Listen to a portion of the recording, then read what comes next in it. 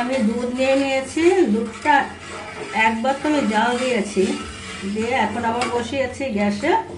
একটু জাল হবে, এটা বেশি জাল করবো না, ঘন হয়ে গেলে পরে তারপরে 2 হাতা দুধের মধ্যে আমি 3 চামচ গুঁড়ো দুধ মিলিয়ে নিয়েছি। এই যে গুঁড়ো দুধ মিলিয়ে নিয়েছি, এটা ঢেলে দেবো।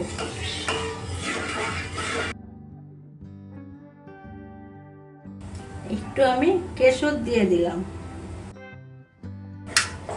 কেশরের কি রংটা সুন্দর আসে, দুধের মধ্যে ভিজাই না, এই দুধের মধ্যে কালার এসে যাবে।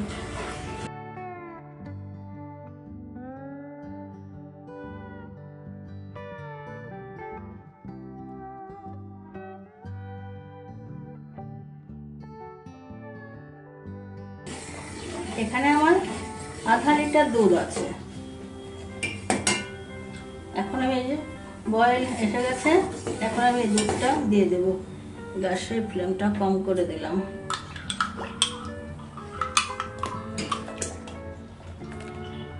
এটা দিয়ে দিলাম, যেটা গুঁড়ো দুধটা 3 চামচ গুলেছিলাম দুধের মধ্যে। আমি কুলফি বানাবো, কুলফি বানানোর জন্য দুধটা জাল দিচ্ছি।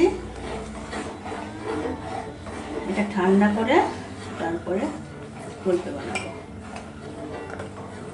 এত গরম, তো গরমের মধ্যে একটু ঠান্ডা ঠান্ডা জিনিস খেলে মনে হয় শরীরটা একটু আরাম লাগে। সবার একই অবস্থা গরমে। এটা না আমি বেশি ঘন করব না, এটা তো দুধ দিয়েছি, এখন এমনি একটু ঘন হয়ে যাবে, তারপরে ঠান্ডা হলে আরো ঘন হবে।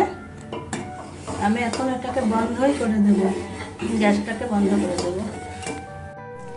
এই যে আমি কুলফির দুধ বানিয়ে এই যে ঠান্ডা করেছি, কেশর দিয়ে দুধ, এখন আমি মিক্সি করে নেব, কুলফি জমাবো। দুধটা দিয়ে দিলাম, আর দিয়ে দেবো মালাই লাগে।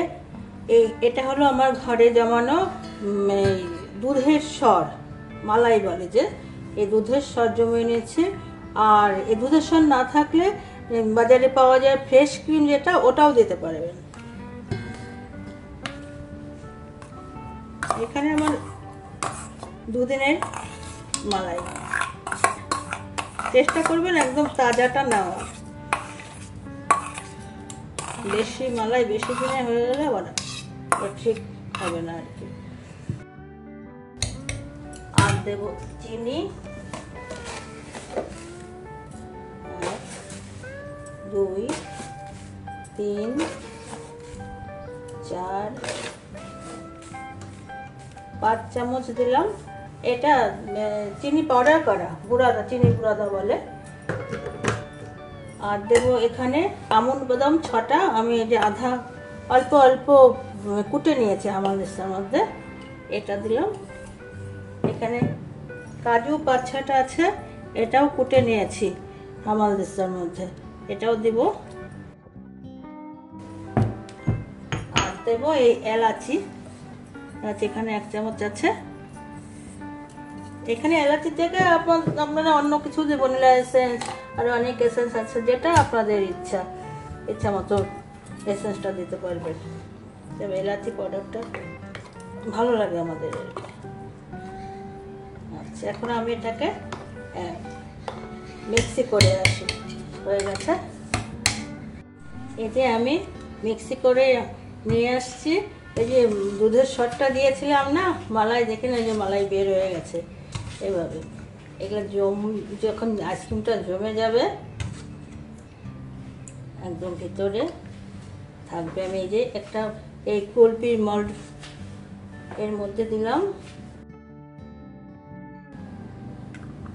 এগুলো যখন জমে যাবে অল্প, তারপরে আমি এখানে স্টিক নিয়েছি, স্টিক লাগিয়ে দেবো।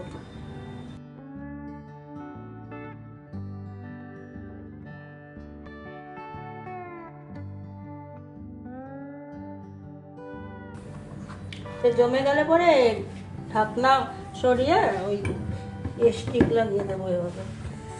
আর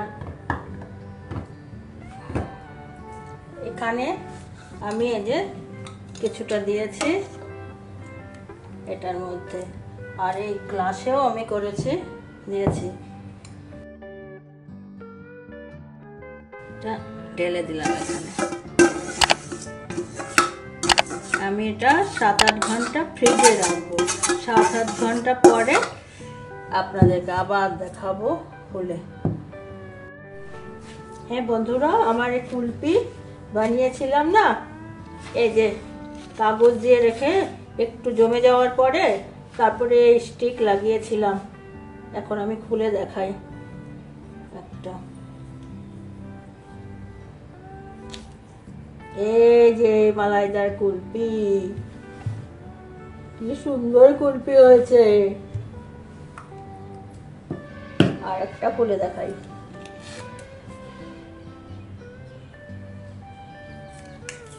না করলে না এভাবে করে নেবেন। এই যে খুলে আসলো।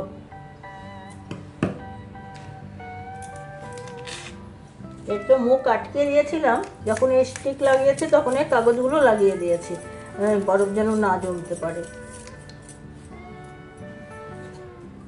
খুলে আসলো, দেখুন কি সুন্দর হয়েছে। এই গ্লাসেরও গার্ডার দিয়ে রেখেছিলাম, এটা খুলে দিয়েছি।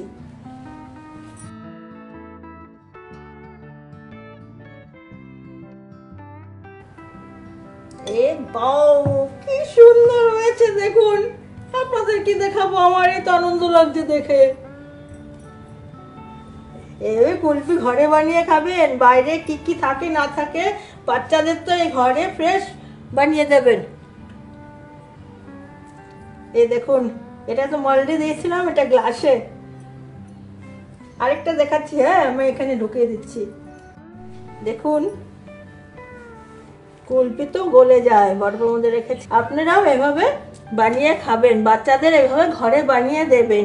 ফ্রেশ জিনিসটা দেওয়া যায়, বেশি ঝামেলাও নয়। দেখবেন সব ভিডিওটা তো দেখেই নেবেন কিরকম। আচ্ছা বন্ধুরা, ভালো লাগলে সাবস্ক্রাইব করবেন ইউটিউব থেকে দেখলে, আর ফেসবুক থেকে দেখলে পরে ফলো করে পাশে থাকবেন, আর শেয়ার কমেন্ট করবেন। নমস্কার বন্ধুরা।